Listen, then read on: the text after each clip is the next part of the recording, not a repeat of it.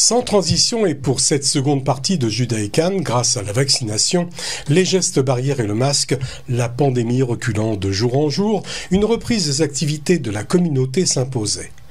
Le JECPJAM vous donne rendez-vous ce dimanche 19 septembre, le matin à 10h et l'après-midi à 14h. Vous pourrez retrouver les organisateurs pour des visites guidées des synagogues et mikvés d'Antibes, Cannes et Nice. Et puis dans la même veine, notez le dimanche 10 octobre à 10h une visite historique des hauts lieux juifs de Nice. Elle est programmée. Et puis, dans le cadre des Journées européennes de la culture juive de la Côte d'Azur, en association avec le Centre culturel juif de Cannes, dimanche 3 octobre à 17h30, pour la reprise de ces animations, un spectacle est programmé. L'Orient Ball. Pour nous parler de ces trois activités, je reçois Régine Bessis, l'organisatrice. Régine, bonjour. Bonjour. Le JECPJAM, ceci pour la 9e année consécutive, donne donc rendez-vous ce dimanche 19 septembre, le matin à 10h et l'après-midi à 14h. Quels sont les lieux à visiter et dans quelle ville ? Alors, nous allons commencer les visites par Antibes. Donc, les visites ont lieu l'après-midi de 14h à 17h pour la visite de la synagogue Eliaou Hanavi par Michel Zaki et la visite commentée du mikvé par Monsieur Benoliel. Ensuite, vous avez à Nice les visites des mikvés le matin entre 10h et midi. Il y a 3 mikvés qui seront visités. Le mikvé de la synagogue Atis, 1 rue Boissy d'Anglas, le mikvé du centre consistorial Michelet, 22 rue Michelet, et le mikvé de Chabad Lubavitch, la Côte d'Azur, 5 rue Jeanne Offenbach. Et ensuite, à Cannes, la visite l'après-midi à partir de 14h jusqu'à 17h, à la fois la visite commentée de la synagogue consistoriale et la visite commentée du mikvé par Eva Moyal. Donc on aura toutes les explications à propos du mikvé, de la synagogue, pour ceux qui voilà, le mikvé, la synagogue, les fêtes, les dates des fêtes, les rituels des fêtes. On essaiera de répondre à toutes les questions. Parfait. Dans la continuité, ce sera le dimanche 10 octobre à partir de 10h pour un circuit des hauts lieux juifs historiques de Nice pour lequel une inscription est nécessaire. Oui, parce que alors que pour les visites des Journées du patrimoine, bien sûr, c'est porte ouverte et entrée libre. Pour la visite du ghetto de Nice, donc cette visite qu'on a initiée, qu'on a créée il y a déjà maintenant pratiquement 9 ans, on demande une petite participation de 15 €. Donc il faut s'inscrire.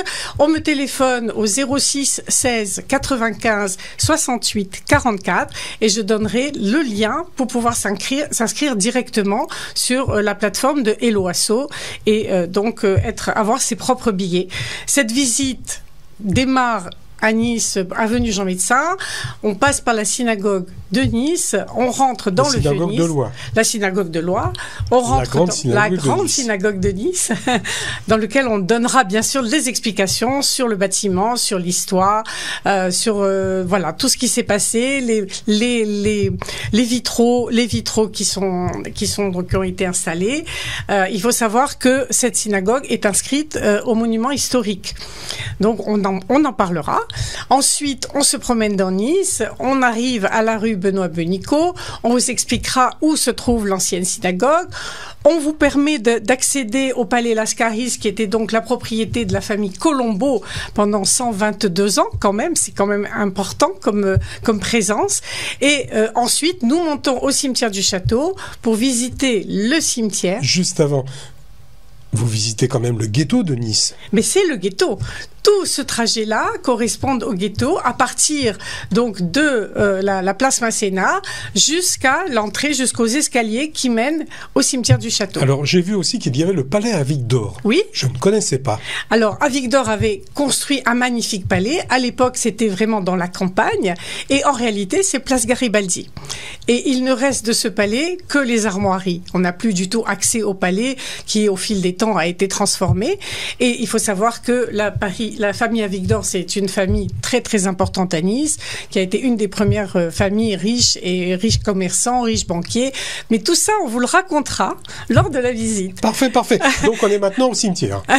Au cimetière, donc la visite du cimetière ancien, avec les tombes anciennes, les tombes donc un peu plus récentes. C'est ce qu'on appelle le château, là-haut. Le château, le cimetière du château.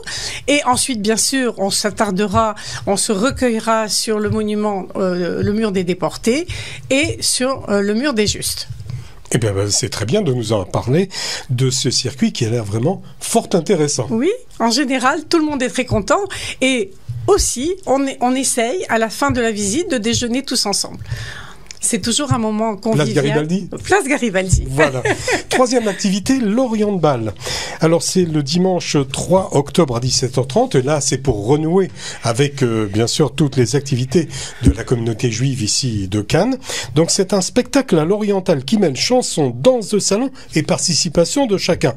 Dites-moi-en un petit peu plus quand même. Alors déjà, je veux d'abord remercier l'administration, le conseil d'administration et la CI de Cannes d'avoir bien voulu être associés complètement à cette manifestation. On fait venir un groupe de Paris, donc c'est le groupe Transmosaïque, qui est dirigé par Yael Morciano, qui joue de la clarinette et qui chante. Et donc, en fait, il y aura un spectacle musical, mais il y a un animateur de bal. Et donc, vous pourrez être initié, si vous le désirez, à plusieurs danses de salon, des danses latines, comme le cha-cha-cha, la rumba, le tango, le paso doble. Et voilà, venez essayer ou venez vous faire plaisir. Sur les pieds. Voilà, et venez vous faire plaisir, venez danser, venez passer votre après-midi du dimanche 3 octobre à 17h jusqu'à 19h30. Alors ce groupe fera revivre l'âge d'or des cabarets orientaux des années 40 et 50 à travers des chansons d'artistes originaires d'Algérie, Maurice El Medioni, Lili Boniche, Salim Alali et Alberto Staifi.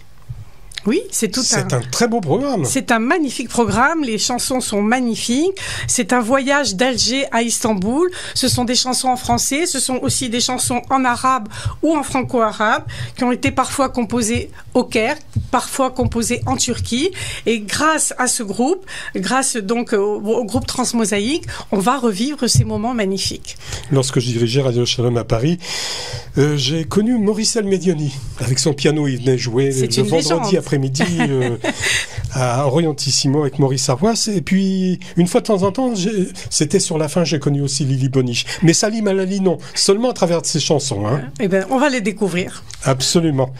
Merci Régine pour toutes ces explications. Merci. Alors, pour rappel, dimanche 19 septembre, visite guidée des synagogues et mikveh d'Antibes, Cannes et Nice.